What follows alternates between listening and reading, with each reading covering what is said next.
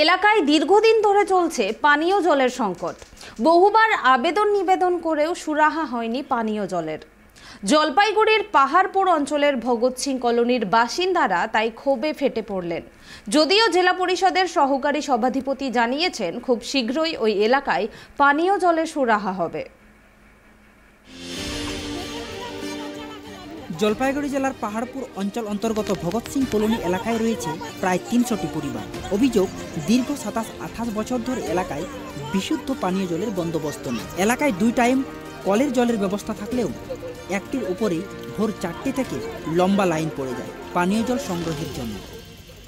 জলকষ্ট সঙ্গী করে শিশুসহ পরিবার নিয়ে সমস্যায় রয়েছেন বেশ কয়েকটি পরিবার।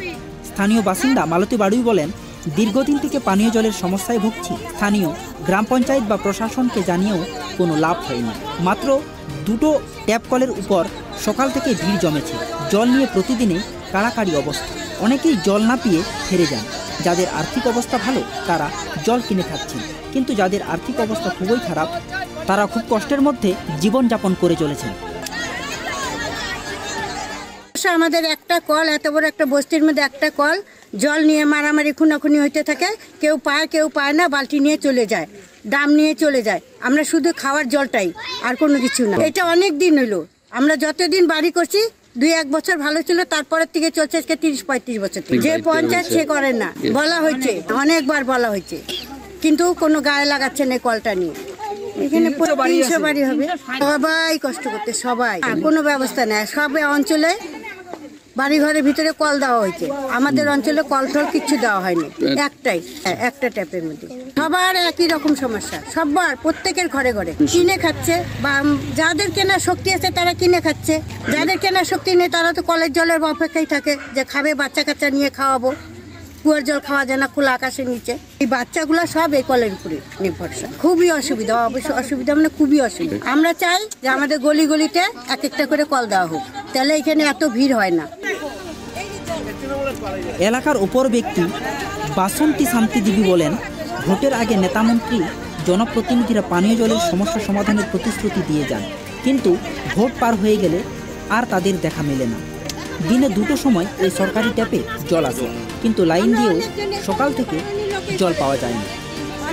সেই সকালে লাইন দিলে সেই দুপুর হয়ে যায়, দুপুর অবধি জলেই পায় না মানুষ, জলের জন্য ঘুরে ঘুরে যায়।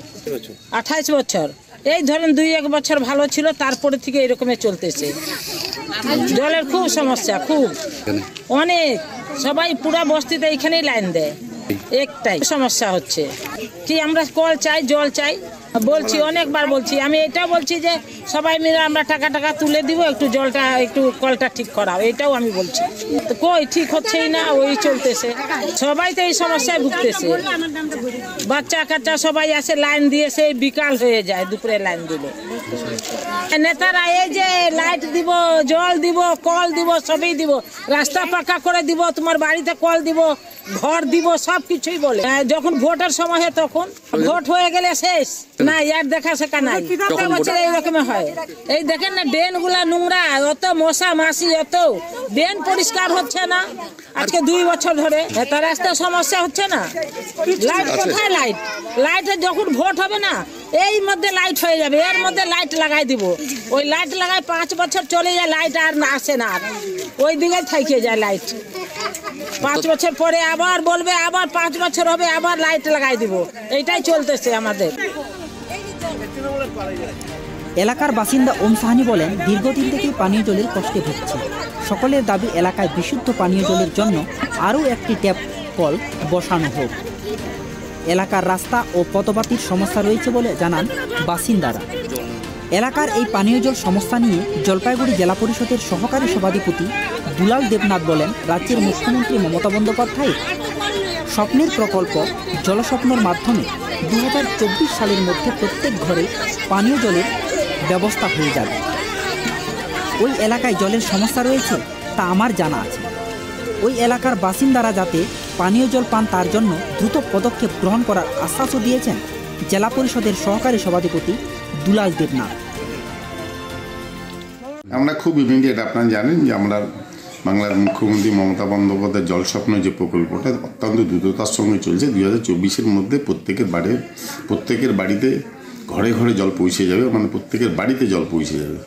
এটা আপনার মাধ্যমে জানলাম, আমি নিজেও জানি, ঠিক আছে, যে সেখানে একটা জলের সমস্যা রয়েছে। আজকে যারা বিক্ষোভ করেছেন আপনার মাধ্যমে তাদেরকে জানাতে চাই যে আমরা ওনাদের সঙ্গে সহমত। আমরা অত্যন্ত দ্রুততার সঙ্গে যাতে ওনারা জল, পানীয় জল যাতে ওনাদের পৌঁছায় আর কি, তার ব্যবস্থা করা হয়।